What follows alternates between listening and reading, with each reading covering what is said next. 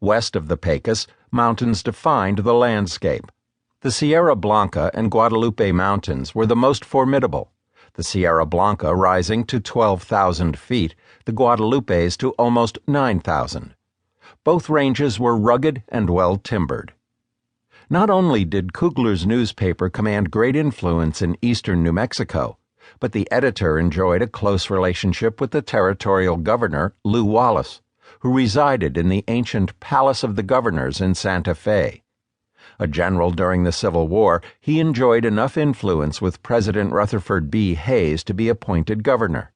He took less interest in governing, however, than in writing a massive novel he would title Ben-Hur.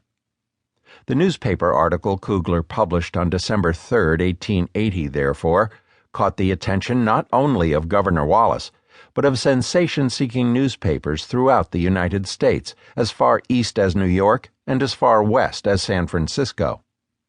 Kugler had just returned from a journey down the Pecos River and discovered a powerful gang of outlaws harassing the stockmen of the Pecos and Panhandle country and terrorizing the people of Fort Sumner and vicinity. The gang numbered from 40 to 50 men, all hard characters, the offscourings of society, fugitives from justice, and desperadoes by profession. This gang of outlaws, Kugler concluded, is under the leadership of Billy the Kid, a desperate cuss who is eligible for the post of captain of any crowd, no matter how mean and lawless. The young man Kugler described, he may have just turned 21, was known throughout the territory, but never under this name. The closest newspapers had come, and only recently, was Billy the Kid. Throughout his short life he had called himself by various names, among them Henry McCarty, Billy Bonney, Kid Antrim, and just plain Kid, but never Billy the Kid.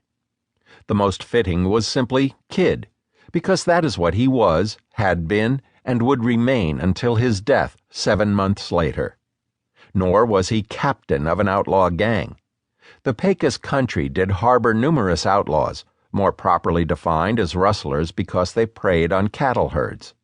The Kid himself had joined with these men to rustle Texas cattle on the Staked Plains and drive them west to various destinations, even as far as Arizona, to sell to men who made that their business. But he captained no group of outlaws. These rough men did not lend themselves to organization or leadership of any kind.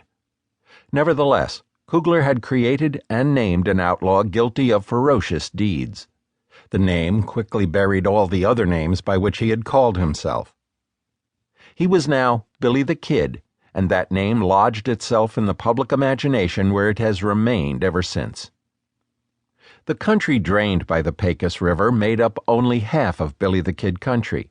The other half extended west from the Sierra Blanca and Capitan Mountains, including the town of Lincoln, along the foot of the Guadalupe Mountains, and across the White Sands and Organ Mountains to the Rio Grande. The Kid had ranged all this country, 30,000 square miles, from the Rio Grande to the Staked Plains of Texas, but not as the notorious outlaw depicted by editor Kugler. Aside from his widely admired skill and dexterity with rifle and pistol, Billy's principal claim to notoriety was his role in the celebrated Lincoln County War of 1877 to 1878. Based in the town of Lincoln, seat of the county that covered all southeastern New Mexico, the war pitted rival commercial enterprises in a contest for monopoly control of the county and for lucrative government contracts to furnish beef and other goods to the Army at nearby Fort Stanton and the Indian Bureau at the Mescalero Apache Indian Agency. Neither side won. In fact, each succeeded in destroying the other. But Billy played a conspicuous part in the confusing, violent maneuvering of the combatants, and emerged under indictment for a murder he shared with others, and in which he may not even have fired a fatal round. Nor was he the desperate cuss of Kugler's portrait. Quite the opposite. He was a vivacious, smart, good-humored, likable youth. He enjoyed gambling, became an expert at Monte, but also loved to sing and dance with the county's bevy of young Hispanic women, who found him adorable.